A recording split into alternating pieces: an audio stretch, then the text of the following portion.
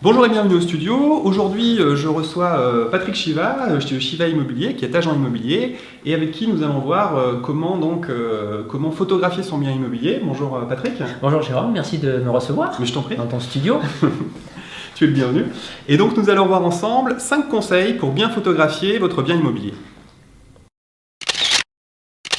Premier conseil, l'utilisation du trépied. Est-ce que Jérôme, tu peux nous conseiller sur cette utilisation, dans quelles conditions on s'en sert, quand, comment? Alors le trépied, on va l'utiliser pour 2 raisons. La première, c'est que ça va permettre de se détacher de l'appareil photo, donc de pouvoir poser l'appareil, faire ses réglages tranquillement, et aussi de pouvoir garder le même cadrage tout en faisant des ajustements au niveau de la décoration. D'accord. Ça c'est le premier point, ça nous permet de nous détacher un petit peu de la partie technique et d'avoir un peu de recul par rapport au matériel.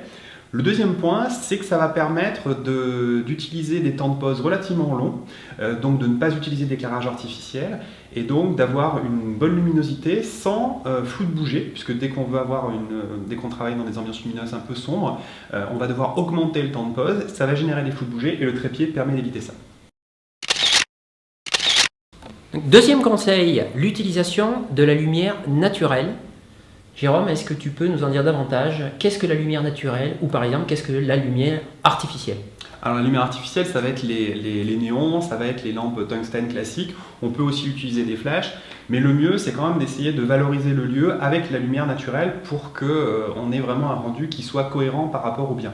Donc là encore, le trépied est très utile puisque c'est ça qui va nous permettre d'avoir une exposition correcte, même avec des temps de pause lents, et tout en ayant cette exposition correcte et ces temps de pause lents, on va garder la netteté puisqu'on n'aura pas de flou de bouger. L'appareil photo ne va pas bouger pendant les temps de pause longs, et du coup on aura des photos qui resteront parfaitement nettes. Troisième conseil, lorsque je viens vous voir, je me positionne aux 4 coins de votre pièce pour pouvoir photographier au mieux votre pièce. On va quand même demander conseil à Jérôme sur cette pratique. Alors oui, effectivement, le fait de se positionner aux 4 coins, ça permet de montrer la pièce sous différents angles. C'est intéressant aussi parce que sur une photo, on ne dit jamais tout sur une même image. C'est-à-dire qu'une image, ça permet de dire une seule chose à la fois. Et l'erreur, souvent, c'est de vouloir dire trop de choses sur une même photo. Et du coup, il vaut mieux faire une première vue d'ensemble et ensuite des vues plus précises sur différents détails, ou alors montrer le bien sous différents angles. On ne peut pas, sur une seule photo, montrer le bien en 360 degrés comme avec une visite virtuelle, par exemple. C'est pas du tout l'objet de la photographie. Alors, quatrième conseil, utilisez une bonne météo pour venir photographier votre bien. Dans les cas pratiques, moi j'utilise plutôt un temps clément, un temps pas forcément hyper ensoleillé, pas un temps non plus trop ombragé. Et j'aimerais laisser la parole à Jérôme pour vous expliquer quelle est la différence entre ce temps clément, un temps ombragé, un temps trop ensoleillé, et quelles sont les conséquences sur la mise en valeur de votre bien. Alors effectivement, on se focalise souvent sur le ciel bleu. Qui dit ciel bleu dit plein soleil, et le plein soleil, ça va nous donner des ombres très très marquées, très très dures. Donc pour la façade ensoleillée du bien, ça sera plutôt intéressant parce que ça va le mettre en valeur. Par contre, toutes les parties qui vont être à l'ombre, les ombres sont tellement marquées qu'on n'aura plus de détails.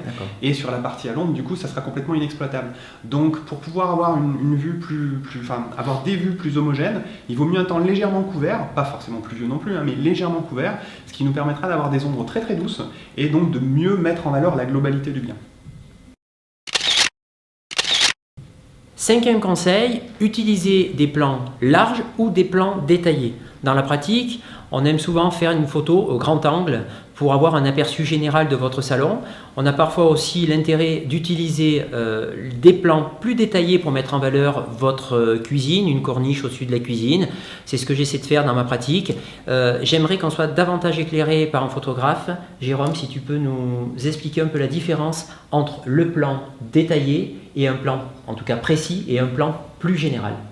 Alors, oui, effectivement, ça rejoint un petit peu ce que je disais tout à l'heure sur l'idée qu'une photo ne va dire qu'une seule chose à la fois. C'est-à-dire que les plans larges, au grand angle, vont permettre de montrer le volume de la pièce. Donc on peut le montrer, comme on l'a dit, sous différents angles. Mais oui, pardon. Donc lorsqu'on veut photographier, par exemple, un grand salon, une pièce qui fait 40-50 mètres carrés, là on va utiliser alors donc plutôt le plan large. Le plan large. Ce qu'on veut montrer, c'est le volume. Donc le grand angle. Voilà, tout à fait. Après, si on veut montrer des détails, c'est-à-dire si dans cette grande pièce on a des moulures, un parquet, une cheminée, là, sur le plan large, on apercevra ces éléments en arrière-plan, mais aucun ne pourra être présent plus que l'autre, sinon il va prendre le pas sur les autres. Donc le grand angle va nous montrer la vue d'ensemble et le volume. Après, pour chaque élément, il va falloir zoomer dessus et montrer uniquement cet élément-là en zoomant réellement dessus. Donc par exemple, concrètement, si je suis dans un appartement avec un beau salon du chêne massif et une très belle cheminée au fond, donc on commence, si je comprends bien, par un plan large, j'essaie de visualiser la globalité de ma pièce, et après donc je zoome ou je me rapproche d'une cheminée style marbre. Voilà. D'accord. En fait, c'est un système en entonnoir. On part du plus large et ensuite on va au plus resserré, au plus rapproché. Très bien. Un 6e conseil et dernier, je vous conseille, lorsque vous vendez votre bien, une pièce qui est meublée et beaucoup plus sympa, beaucoup plus rassurante qu'une pièce vide. Mais attention, veillez à ce que votre pièce meublée soit rangée. Jérôme va nous expliquer aussi pourquoi il aime rentrer dans une pièce rangée. Est-ce que tu peux nous expliquer pourquoi? Parce que j'ai des enfants. Non, du tout. L'idée, en fait, c'est que ça rejoint ce que je disais tout à l'heure. On dit une seule chose sur une image. Plus on va rajouter d'éléments, plus ça va perturber la lisibilité. Donc si on veut que les gens puissent se projeter, si on veut qu'on puisse apprécier les volumes, il ne faut pas que la visibilité soit perturbée par un tas d'objets. Donc bien évidemment, il y a le basique, c'est-à-dire qu'on range la vaisselle, on range le linge, mais au-delà de ça, si vous avez des éléments de déco qui vous plaisent, c'est pas interdit de les mettre. Au contraire, ça peut rassurer les gens, ça peut donner un côté cocooning sympa. Par contre, il ne faut pas que ça envahisse tout. C'est-à-dire qu'il faut qu'il y en ait, mettez-en un si vous voulez, mais n'en mettez pas partout parce que sinon on a un effet de masse et on perd cet effet de décoration. Plus il y en a, moins on les voit. Donc du coup, on verra une masse d'objets, mais on ne verra pas un objet déco. Donc on peut en mettre, mais avec parcimonie en fait. Et donc laisser la place au photographe pour poser son trépied dans les angles. Voilà, pour pouvoir bouger plus facilement et se déplacer plus facilement avec le trépied.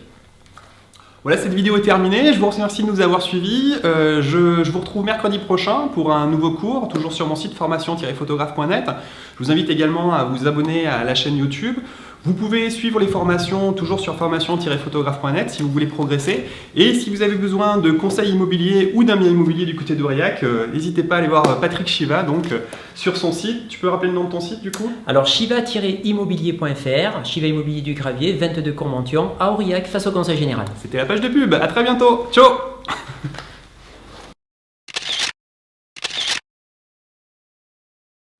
Fais du pchit dessus, mets-le dessus direct pour ce que ça fait sur la caméra. Là, on peut faire n'importe quoi, personne ne nous entend. Si, on filme. Je